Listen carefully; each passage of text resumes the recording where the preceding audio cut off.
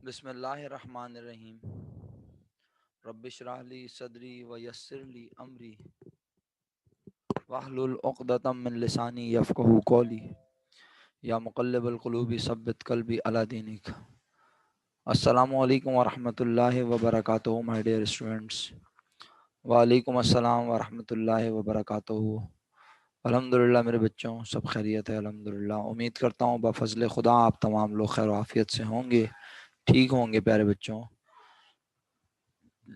इंतहाई अदब से मुल्तमिस हूँ उन तमाम बच्चों से जिन्हें मैंने क्लास में बग़ैर आईडी के आने दिया, उनसे इंतहाई अदब से दरख्वास्त है। चंद लोगों के नाम ले लेता हूँ। काविश नदीम साहब और 4HFHJG जो भी हैं, और मुजम्मिल अहमद साहब। इन मुजम्मिल और 4HJ जो भी नाम है, ये इन दोनों को तो मेरी आवाज़ ही नहीं आ रही। काविश को मेरी आवाज़ ज़रूर आ रही होगी। बेटा काविश, जब आप क्लास को ज्वाइन करते हैं ना, तो आपसे वो आपके मोबाइल में नाम पूछता है। आप वहाँ अपना नाम लिखते हैं, जैसे आपने काविश नदीम लिखा हुआ है, वहाँ पे काविश नदीम के आगे आप अपना कार्ड का नंबर पंच करें और फिर ज्वाइन करें क्लास को मेरा बेटा, ताकि हमें पता हो कि काविश अपनी आईडी के मुताबिक क्लास में आया हुआ है, कोई और बच्चा काविश के नाम से नहीं है। ओके,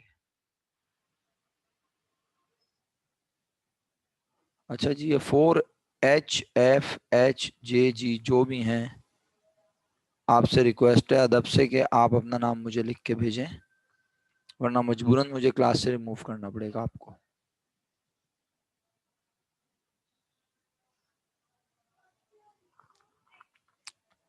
और आप अपना प्रॉपर नाम से क्लास में आया करें बेटा, ये नाम नहीं है जो आपने लिखा हुआ है। तो सर, ये क्या नाम लिखा हुआ है आपने? प्रॉपर नाम से आए शाबाश क्लास में, जल्दी से। ये तो नाम ही नहीं है ना मेरा बेटा, मैं इस तरह कैसे पुकारूंगा आपको मेरा बच्चा?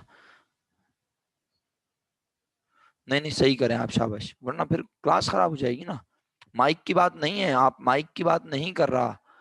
माइक ऑन किया चले, कोई बात नहीं, वो चलेगा। लेकिन मेरे दोस्त, ये आपने अपना नाम जो लिखा हुआ है ना, ये मैं किस तरह पुकारूंगा? ये मेरी जिम्मेदारी थोड़ी है कि मैं एक एक बच्चे का नाम याद रखूं मेरा बेटा। ये तो अखलाकन आपकी जिम्मेदारी है ना मेरा बेटा। आप अपना रीज्वाइन करो मीटिंग को और अपने नाम के आगे अपनी आईडी लिख कर आओ फटाफट। यार टाइम वेस्ट हो रहा है इस तरह क्लास का। मुजम्मिल अहमद साहब, सर आपको भी मुझे क्लास से रिमूव करना पड़ेगा। आप अपने नाम के साथ अपनी आईडी लगाकर प्रॉपर तरीके से तशरीफ लाइए। शुक्रिया।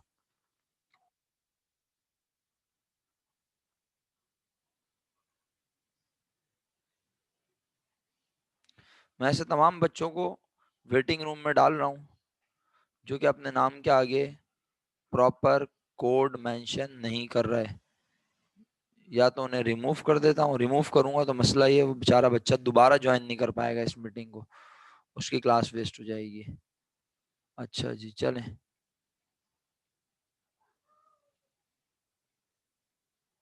आई थिंक हमें क्लास शुरू कर लेनी चाहिए। प्यारे बच्चों, आपके सामने क्या है इस वक्त? ये तो क्वेश्चन 19 है जो याद पड़ता है, मैंने करवाया था लास्ट क्लास में। क्या आप मुझे होमवर्क बता सकते हैं कि हमने आपको होमवर्क क्या क्या असाइन किया था? मुझे लिख के भेज सकते हैं प्लीज? होमवर्क, होमवर्क में था क्वेश्चन 6, 7, 13, 6, 7। क्वेश्चन 13, 6, 7, यही सीक्वेंस, यही है बच्चों। 13, 6, 13 किया हुआ है, मेरी प्रेजेंस में कर लिया था 13। उसका आंसर वेरीफाई हो गया था क्वेश्चन 13 का।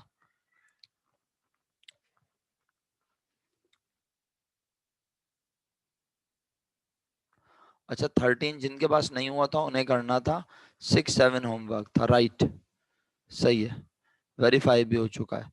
तो फिर 6 और 7 वेरीफाई करेंगे, ऐसा ही है? 6 और 7 वेरीफाई करेंगे ना मेरा बेटा फिर? तो हम 6 और 7 को यहाँ ले आते हैं। Okay, question 6 and 7।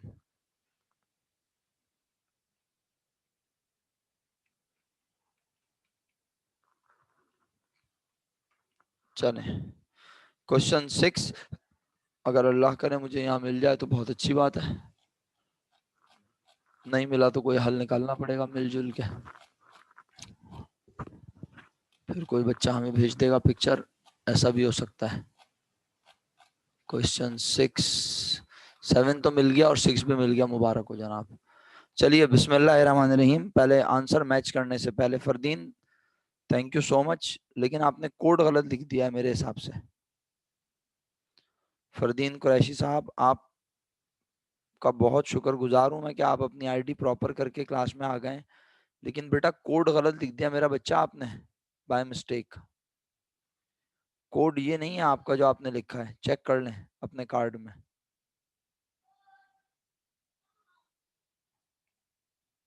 जल्दी से मेरा बेटा,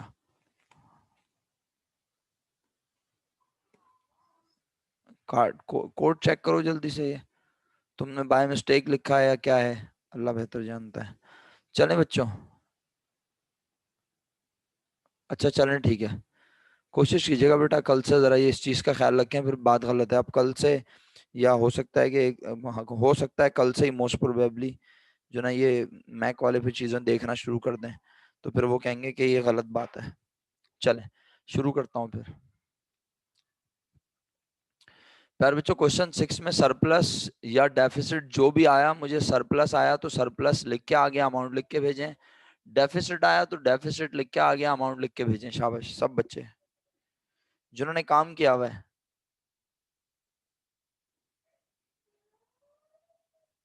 145200, 10200, 3 जवाब, तीनों डिफरेंट माशाल्लाह। 3 जवाब आए, तीनों डिफरेंट। इब्राहिम जाफरी साहब कहते हैं 52,200। एक जवाब डेफिसिट आया 20,300। एक जवाब आया 125650। एक जवाब क्वेश्चन 6 का ही पूछ रहा हूँ जी ओ मामा, क्वेश्चन 6 की बात हो रही है मेरा बेटा। 10,200, 10,200, 10,200 वाले होगा भाई, 2 3, 10,210। ओ मामा 10 रुपये तुम अलग से दे देना खुले। सुगरा फातिमा 1,400 रुपये। ओके जी, और बस बाकी लोगों ने काम नहीं किया हुआ बेटा। इंतहाई ईमानदारी सच का मुजाहरा करते हुए वो लोग जिन्होंने काम किया वो हैंड रेस करें। क्वेश्चन 6 की बात हो रही है, सिर्फ क्वेश्चन 6 जिन बच्चों ने किया हुआ है वो हैंड रेस करें। सिर्फ क्वेश्चन 6 की बात कर रहा हूं, 7 की बात नहीं कर रहा।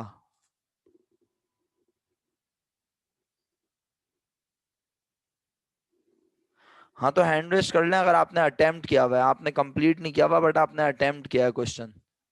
अगर आपने क्वेश्चन अटेम्प्ट किया है, अब ये ना हो कि आप एक लाइन लिख के बैठे हैं, ये तो फिर गलत बात है ना। मतलब आपने आधे से ज्यादा सवाल किया हुआ है, 70% किया हुआ है, 80%, कोई एक दो बातें थी जिस पे आप स्टक हो रहे थे, आप मुश्किल महसूस कर रहे थे, तो वो आपने छोड़ दी।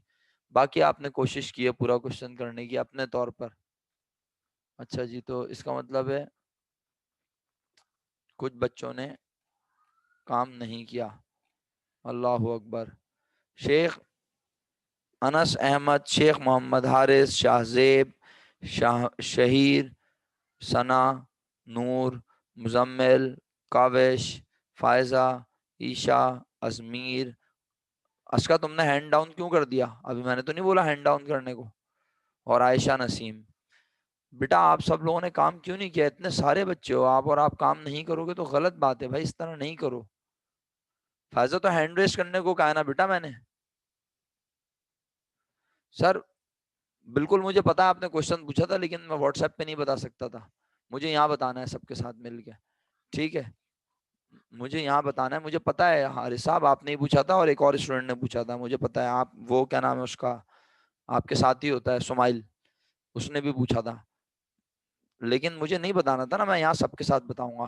तो चलें बहरहाल, बेटा जिन लोगों ने काम नहीं किया वो अपने ऊपर जुल्म कर रहे हैं, यकीन करें आप अपने पैसे भी जाया कर रहे हैं और आपका साल भी जाया हो रहा है, बहुत गलत बात है। मैं बिल्कुल सीरियस बोल रहा हूँ ये बात, बिल्कुल सीरियस। रीजन आपको पता भी है अच्छे तरीके से, आपका सारा का सारा रिजल्ट इस साल की बेसिस पे जनरेट होगा।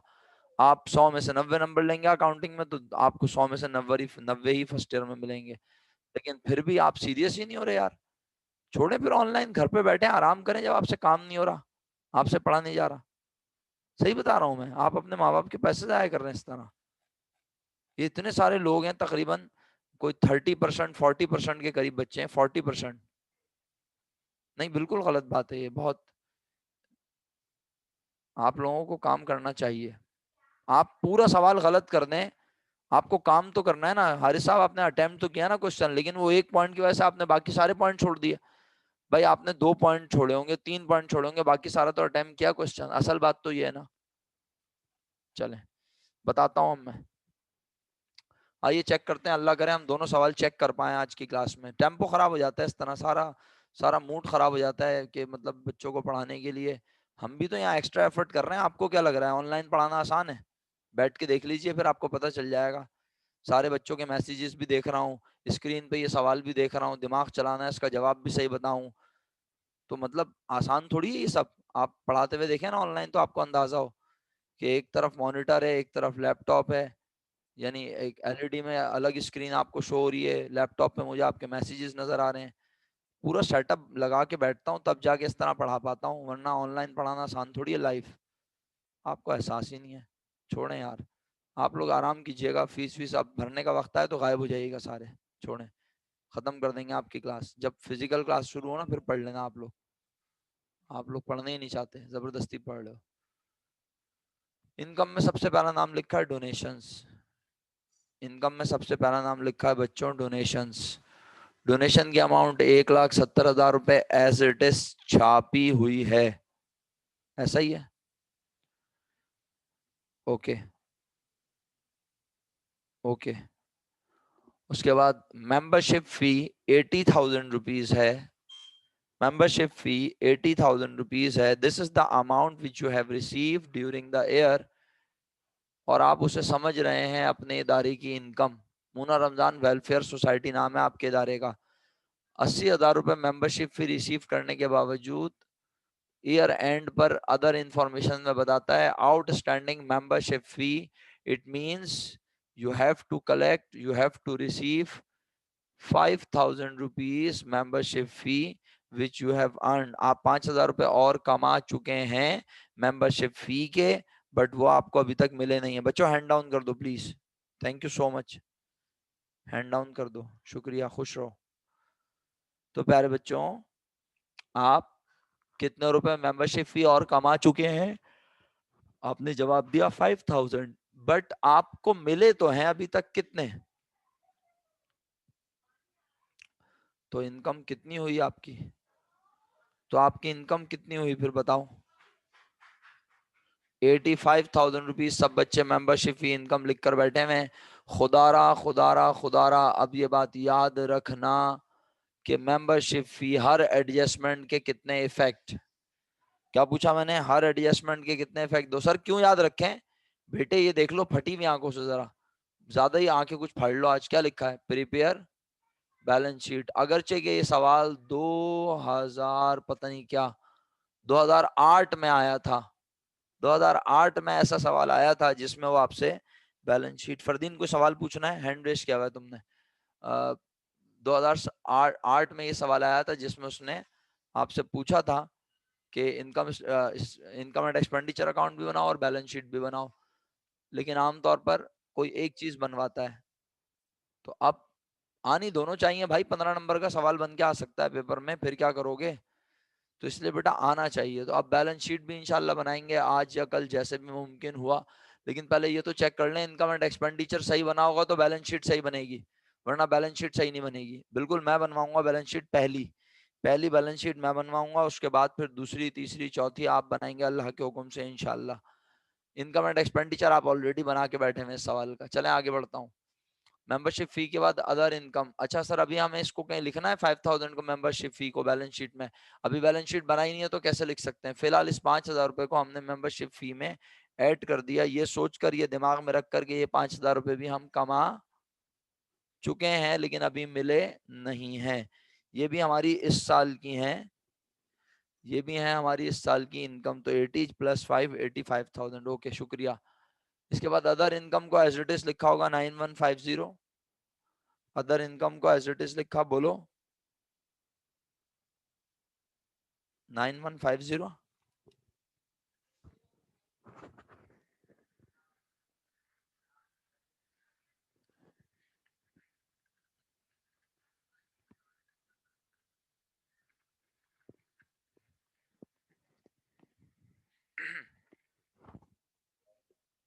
बच्चों इसका मतलब है इनकम कंप्लीट हो गई, बारी आई एक्सपेंडिचर की। इनकम का सम बताओगे? 261450, सॉरी 264150, मेरे पढ़ने में मिस्टेक हुई। 264150 ये इनकम का सम है मेरे बच्चों। ओके, दूसरी साइड पे आ जाएं। एक्सपेंडिचर में सबसे पहला नाम क्या परचेज ऑफ कंप्यूटर लिख के आए वो? क्या आपने परचेज ऑफ कंप्यूटर लिखा हुआ है? नहीं ना? Okay, very good, excellent. अगर आपने नहीं लिखा, आपने सबसे पहले लिखा है staff salary 72,000 rupees as it is लिखा है, कोई एडजस्टमेंट नहीं है, 72,000 सब बच्चों ने लिखा हुआ है। और जहां आपको लगे मैं तेज हो गया हूं तो मैं आपको इजाजत दे रहा हूं, आप हैंड रेज कीजिएगा तो मैं आपको अनम्यूट करने की परमिशन दे दूंगा। राइट, समझ गए मेरी बात? जहां आपको लगे मैं तेज हो गया हूं, खुदारा आप हैंड रेज कीजिएगा, मैं आपको अनम्यूट करने की परमिशन दे दूंगा, फिर आप अपना सवाल कर लीजिएगा। ओके, चलें। अब मुझे बताएं, स्टाफ सैलरीज के अमाउंट एज इट इज लिख दी 72,000 rupees, office expenses 10,000 rupees as it is लिख दिए। ऑफिस एक्सपेंस के बाद office rent 48,000 rupees.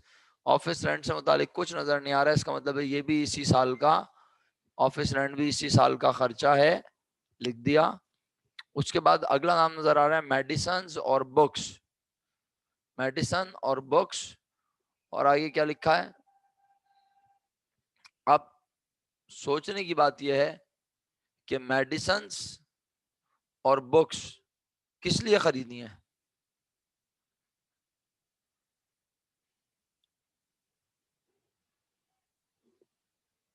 Munna Ramzan welfare society है तो ये बुक्स लाइब्रेरी के तौर पे तो इस्तेमाल नहीं करेंगे, दवाइयां हॉस्पिटल में रख के वो भी नहीं करेंगे, दवाइयों को भी गरीबों में, क्या ख्याल है? तो इसका मतलब है मेडिसिन और बुक्स, मेडिसिन और बुक्स, वैसे तो बुक्स एसेट होती हैं लेकिन कहाँ? लाइब्रेरी में। अगर हम बुक्स खरीद के लाए लाइब्रेरी के लिए तो हम कहेंगे बुक्स लाइब्रेरी में एसेट है। और कौन सा एसेट, कौन सा एसेट बताओ जरा, देखता हूँ कितना दिमाग चल रहा है आप लोगों का। अगर लाइब्रेरी होती और हम बुक्स खरीदते, वेरी गुड अनुषा, एक्सीलेंट मेरा बेटा। अगर लाइब्रेरी होती, अरे नहीं फायजा कॉन्ट्रा कहाँ लिख दिया बेटा? ईशा वेरी गुड बेटा। उमामा करंट कैसे हो सकती है बुक्स? क्या बुक्स क्या 1 साल के बाद फट जाती हैं, उसमें बम लगा देता है कोई आके? हैं? बुक्स आमतौर पे 1 साल से ज्यादा अर्से तक फायदा पहुंचाती हैं बेटा। लाइब्रेरी की बात कर रहा हूँ, ये लाइब्रेरी नहीं है, मुन्ना रमजान वेलफेयर सोसाइटी है। तो मेडिसिन और बुक्स को खर्चा कहना है, मेडिसिन और बुक्स को खर्चा कहना है, सुना आपने? यस, ये हमारा खर्चा है, एक्सपेंस है, मेडिसिन और बुक्स 69450। पहला खर्चा था स्टाफ सैलरीज, दूसरा है ऑफिस एक्सपेंसेस, ऑफिस एक्सपेंसेस है ना जी। उसके बाद मेडिसिन और बुक्स मैंने छुड़वा दिया, नहीं सॉरी मैंने लिखवा दिया। उसके बाद अगला नाम पढ़ता हूं। नहीं बेटा ये हमारा एसेट नहीं है मेरा बच्चा, यही तो समझा रहा हूँ, यही तो समझा रहा हूँ, ये एसेट नहीं है। बुक्स हमारा एसेट हो सकती हैं जब लाइब्रेरी होती तो, लेकिन ये लाइब्रेरी नहीं है। और ये हॉस्पिटल भी नहीं है कि मेडिसिन हमारा एसेट हो, कि हम मेडिसिन खरीद के लाते हैं, रखते हैं, फिर इदारे को चलाने के लिए मेडिसिन यूज करते हैं। नहीं, हम तो दवाइयाँ खरीदते हैं और गरीबों में बांट देते हैं, किताबें खरीदते हैं और गरीबों में बांट देते हैं। मैंने रेंट स्किप कर दिया, ऑफिस रेंट मैंने बोला नहीं बच्चों, अगर नहीं बोला तो मैं माजरत चाहता हूँ, बोल देता हूँ office rent expense, office rent as it is लिखा जाएगा 48,000 रुपीज। सही है? अच्छा ओके, चलें बहरहाल अब इस पे क्या बहस, आगे बढ़ता हूँ। इसके बाद क्या रहा है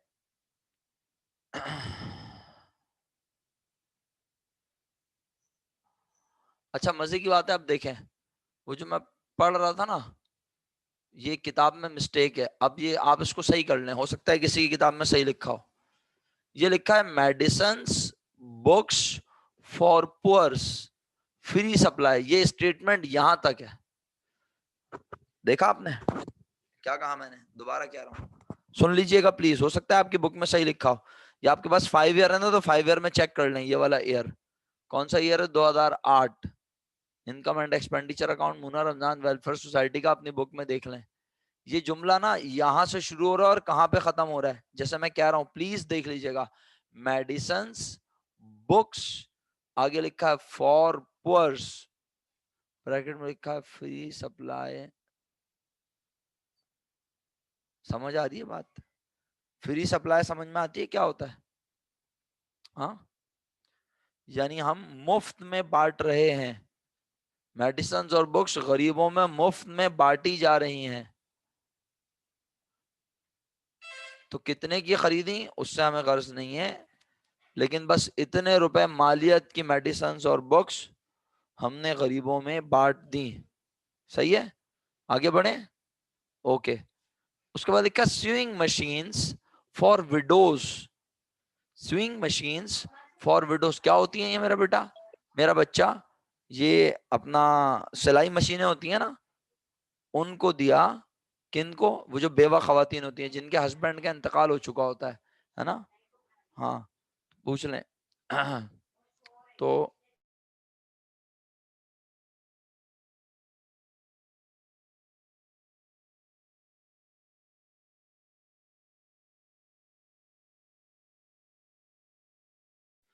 जी प्यारे बच्चों, तो स्विंग मशीन्स बांटी, 40,000 रुपए की स्विंग मशीन्स बांटी। प्लीज ये जुमला करेक्ट कर लें, मैंने तो बता दिया।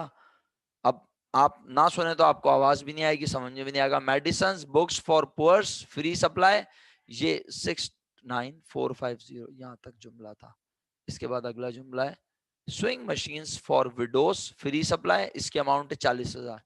और सर ये क्या है? ये है बैलेंस एंडिंग, किस चीज का? लिख के भेजो जल्दी, हमें ये सवाल खत्म करके अगले सवाल पे जाना है आज ही, ताकि मैं कल आपको बैलेंस शीट इंट्रोड्यूस करवाऊं या कुछ डिफरेंट पढ़ाऊं। ओके, कैश का एंडिंग बैलेंस है, वेरी गुड, एक्सीलेंट प्यारे बच्चों। तो भाई मैंने यहां से तो सारे खर्चे बता दिए, अब मैं इधर आता हूं। जनवरी 1 2007 को सोसाइटी के पास पहले से ये एसेट मौजूद है, क्या है? फर्नीचर, और क्या है? इक्विपमेंट। आउटस्टैंडिंग, अच्छा तो ये तो भाई जनवरी 1 की इंफॉर्मेशन है, ये एडजस्टमेंट तो नहीं हुई ना मेरे बच्चों? ये एडजस्टमेंट है, बोलो। एडजस्टमेंट कब होती है? एडजस्टमेंट कब होती है? एक फरदीन कुरैशी है और एक फरदीन है, ये दो दो फरदीन क्यों है भाई? और जो दूसरे फरदीन है वो जो है फौरन गायब हो गए फरदीन। तो फरदीन आप दो दो नाम से क्लास में आए हुए थे।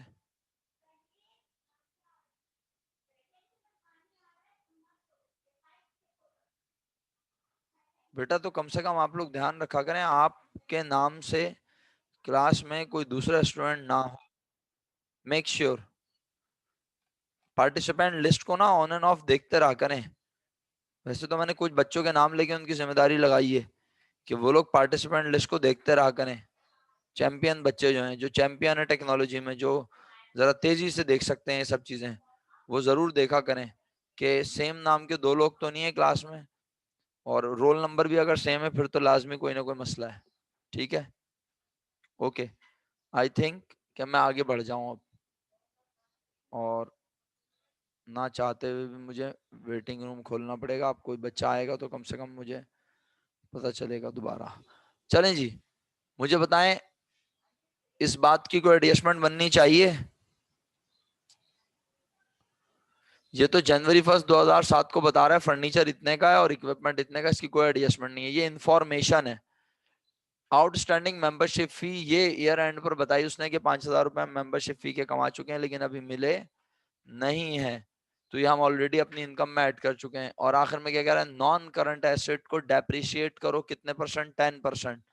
तो मेरा बच्चा आओ नॉन करंट एसेट ढूंढते हैं। सबसे पहला नॉन करंट एसेट बताओ, इस बिजनेस, इस नॉन प्रॉफिट ऑर्गेनाइजेशन में मूना रमजान वेलफेयर सोसाइटी के पास क्या सबसे पहले कोई नॉन करंट एसेट मौजूद हैं? सबसे पहले कोई नॉन करंट एसेट मौजूद हैं?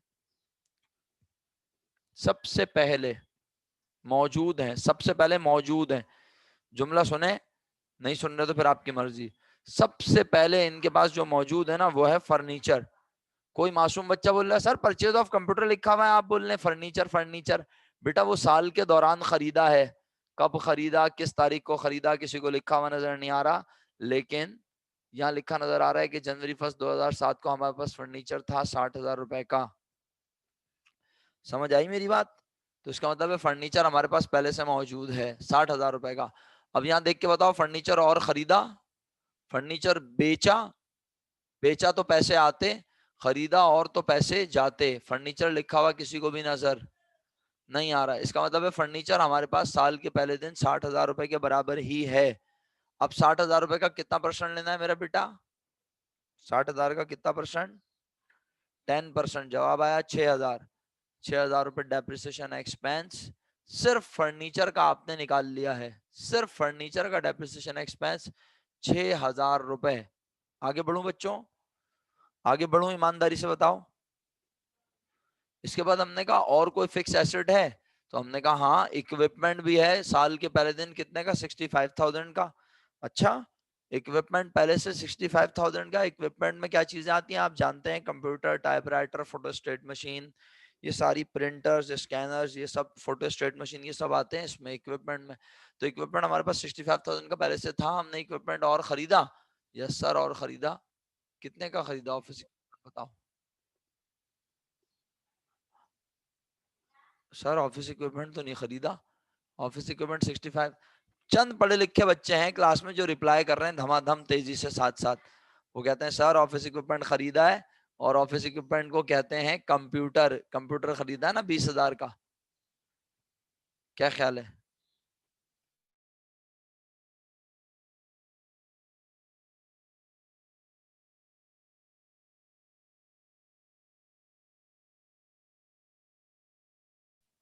जी प्यारे बच्चों, तो कंप्यूटर को इक्विपमेंट तो कहते हैं मेरा बेटा। तो 20,000 रुपए के कंप्यूटर खरीदने का मतलब है 20,000 रुपए का इक्विपमेंट और खरीद लिया। इक्विपमेंट साल के पहले दिन 65,000 का था। 65 प्लस 10 प्लस 10 कितना हो गया? 85,000 रुपीज। 85,000 रुपए के इक्विपमेंट पर 10% depreciation 8,500 rupees. 8,500 rupees. 8,500 rupees depreciation आ गया। ओके।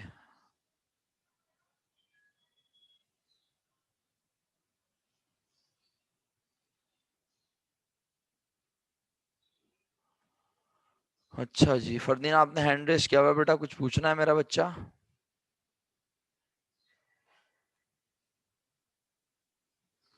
नहीं नहीं, मैं एक्सपेंस में लेने को नहीं कह रहा। एक्सपेंस में लेने को नहीं कह रहा मेरे दोस्त हमजा। मैं एक्सपेंस में लेने को नहीं कह रहा बेटा। रिपीट कर रहा हूँ लिस्बा। देखें, मैं कह रहा हूँ हमारे पास पहले से इक्विपमेंट था 65,000 का, और हमने 20,000 का और खरीदा, 85 का हो गया। अब 85,000 के इक्विपमेंट पे क्या होगा मेरा बेटा? यहाँ लिखा है क्या? यहाँ लिखा था फर्नीचर पे डेप्रिसिएशन होगा। यहाँ क्या लिखा है? नॉन करंट एसेट डेप्रिशिएट होंगे 10%। इसका मतलब है कि जो आपके पास और फिक्स एसेट है उस पर भी डेप्रिसिएशन होना है। एक पे तो हो गया ना, फर्नीचर पे तो हमने निकाल लिया 6,000। इक्विपमेंट पहले से 65 का था, इक्विपमेंट और खरीदा 10,000 रुपए का, इक्विपमेंट टोटल हो गया 65 प्लस 20 85, और 85,000 का लिया 10%, जवाब आया 8,500। 8,500 समझ आता है? फरदीन भाई आप हैंड तो रेस कर रहे हैं लेकिन आप सवाल नहीं कर रहे। कैसे निकालते हैं? ऐसे निकालते हैं कि यहाँ सवाल में लिखा है 10% डेप्रिसिएशन। फरदीन आपका सवाल पढ़ लिया। डेप्रिसिएशन की एंट्री बनती है depreciation expense debit allowance for depreciation credit. हम एंट्री नहीं बनाते, हम दिमाग में एंट्री बनाते हैं। आप लिखना चाहते हैं लिख के बना लें, depreciation expense debit allowance for depreciation credit. और हमारे मोहतरम जो फरदीन भाई हैं वो पूछ रहे थे डेप्रिसिएशन कैसे निकालते हैं। तो मैंने कहा पहले से इक्विपमेंट था 65,000 का, और इक्विपमेंट खरीदा 20,000 का, टोटल हो गया 85,000। 85,000 का 10% डेप्रिसिएशन होगा, तो 85,000 का 10% लिया और वो खुद ही ले लिया हमने। आप भी लेके देख लें, 85,000 का 10% 8,500 आ रहा है। 8,500 आ रहा है। बस मेरे मुताबिक बेटा सारे खर्चे भी हो गए मेरा बच्चा। अब कोई खर्चा नहीं बचा, सारे खर्चे हो गए, सारी आमदनी हो गई। अब आप मुझे प्लीज सही एक्सपेंडिचर की अमाउंट का सम बताओ। एक्सपेंडिचर की अमाउंट का सम बताओ प्लीज।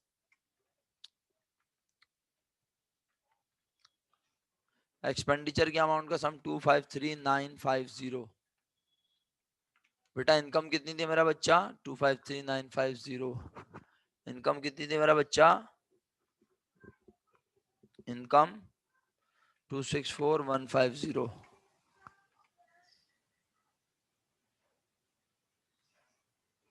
10,200 यही जवाब आ रहा है। 10,200 इज करेक्ट आंसर। बताएं। 10,200 जवाब आ गया सबके पास? मुझे अंदाजा है बहुत देर लग रही है, लेकिन क्या करें बेटा, ये ऑनलाइन का तजर्बा तो ऐसा ही है। लेकिन इंशाल्लाह आहिस्ता आहिस्ता स्पीड अप करेंगे चीजों को। अब 6 मिनट रह गए और दूसरा सवाल है हमारे सामने, ये लो स्क्रीन पे। 10,200 इज करेक्ट आंसर। ठीक है, जितना पढ़ा सकता हूँ दूसरा सवाल पढ़ा रहा हूँ। अब होमवर्क ना भी दूं तो कोई मसला नहीं है, होमवर्क लास्ट 3 डेज में जरूर मिलेगा। अभी फिलहाल क्वेश्चन 6 के बाद 7 पे आ जाओ। 7 में जहाज उड़ाने की कोशिश करता हूँ, 5 मिनट में जहाज अगर उड़ गया तो अच्छी बात है। आपने कलेक्शन फ्रॉम मैचेस 1237500 लिखा है, profit on sale of refreshment 236250 लिखा है, यानी आपने दोनों इनकम को एज इट इज कॉपी किया है। दोनों इनकम को एज इट इज कॉपी किया है। क्या आप सवाल पे मौजूद है? मैं क्वेश्चन नंबर 7 डिस्कस कर रहा हूँ, ये आपका होमवर्क था, ये आपका होमवर्क था, जल्दी बताएं। आपने क्वेश्चन नंबर 7 अटेम्प्ट किया हुआ है? Question number 7। अच्छा, आप पूछने पूछने में टाइम वेस्ट हो जाएगा, इससे बेहतर है मैं बताता रहूं। ये दोनों इनकम हमने लिख दी एज इट इज। इसके अलावा और कोई इनकम मुझे नजर नहीं आ रही, आपको नजर आ रही है? आप मुझे बता सकते हैं? कोई बच्चा बोले सर इक्विपमेंट की इन्वेंट्री दी हुई है, ये तो इक्विपमेंट की इन्वेंट्री है, इन्वेंट्री ओपनिंग एंडिंग की तरह जैसे होती है, तो इससे हमारा कोई ताल्लुक नहीं है। ठीक है, हम तो इनकम की बात कर रहे हैं, तो इनकम में हमने क्या क्या लिख दिया? Collection from matches and profit on sale of refreshment. ये दोनों इनकम लिखने के बाद मुझे एडजस्टमेंट में कोई इनकम नजर नहीं आ रही। अब मैं पेमेंट साइड पर आया, सबसे पहले मैंने देखा परचेज ऑफ इक्विपमेंट लिखा। इक्विपमेंट हमारा एसेट, लेफ्ट कर दूं फिलहाल? बिल्कुल। जब मैं डेप्रिसिएशन निकालूंगा फिर मैं इसकी वैल्यू को देखूंगा। स्टेडियम रेंट बोलो क्या होता है हमारा? स्टेडियम रेंट बोलो क्या होता है हमारा?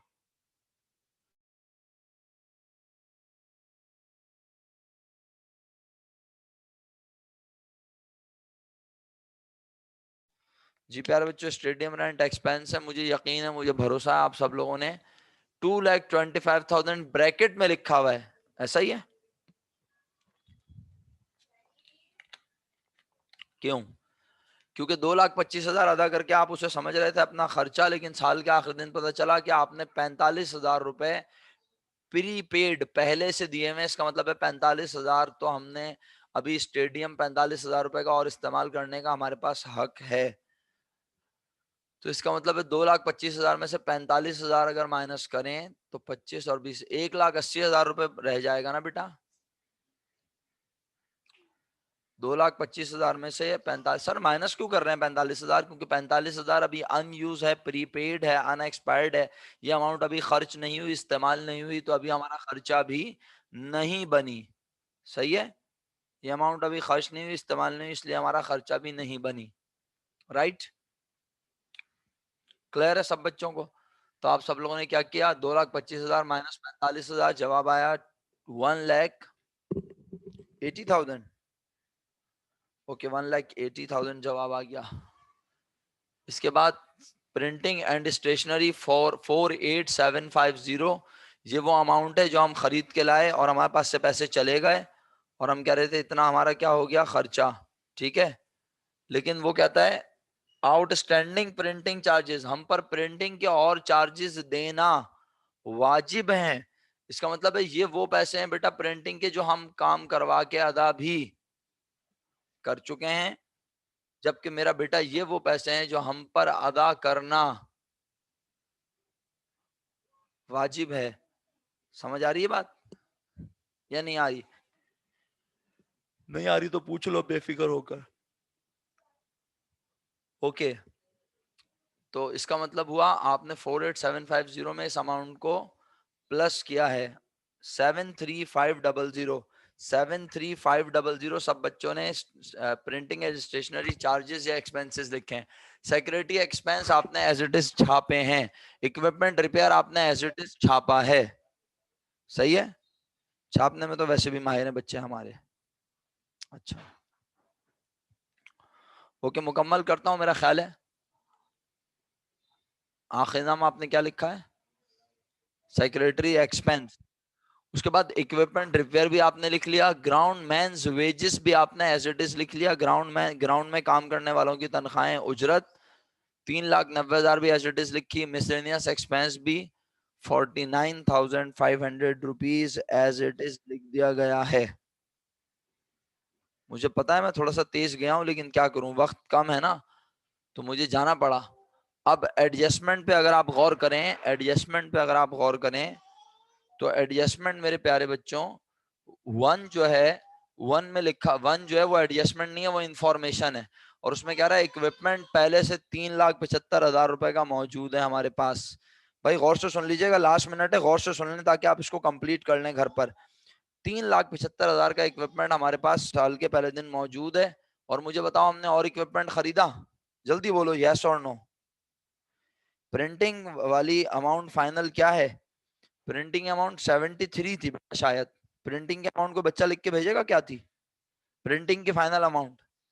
इसको ऐड कर लो ना यार शहीर, 48750 और 24750 को प्लस कर लो बेटा, 73,500। ओके, थैंक यू बच्चों, सबने लिख के भेज दी 73,500। ओके, इसके बाद मेरे बच्चों मैंने कहा कि इक्विपमेंट आपके पास साल के पहले दिन 3,75,000 रुपए का है। आपने इक्विपमेंट और खरीदा 93,750 का, दोनों को कर लेंगे प्लस। जो भी अमाउंट बनेगी आप संभाल लेना बस। क्या बोला? जो भी अमाउंट बनेगी आप संभाल लेना। सही। फिर क्या करना? कह रहा है डेप्रिसिएशन इक्विपमेंट पर होगा। सुन रहे हो ना मेरा जुमला? डेप्रिसिएशन इक्विपमेंट पर होगा कितना? 20% per annum. 20% per annum. Last minute चल रहा है, मैं आपको फी अमानिल्लाह भी कह देता हूं और जल्दी से जुमला बोल रहा हूं कि आपने 375 में इसे प्लस किया तो आपको इक्विपमेंट पता चल गया साल के आखिर में कितना है, फिर उस अमाउंट का आपने 20% लिया। इत्तेफाक से डेप्रिसिएशन की अमाउंट सेम आएगी, 93,750। सुना आपने मैंने क्या कहा? अल्लाह करे आपने सुना हो। तो डेप्रिसिएशन एक्सपेंस 93,750 ही लिखा जाएगा इनकम एंड एक्सपेंडिचर अकाउंट में। दोबारा कह रहा हूं जिन्होंने नहीं मेरी बात सुनी, 93,750 375,000 प्लस होंगे, जो अमाउंट बनेगी उसका आप लेंगे 20%। इत्तेफाक से वो 93,750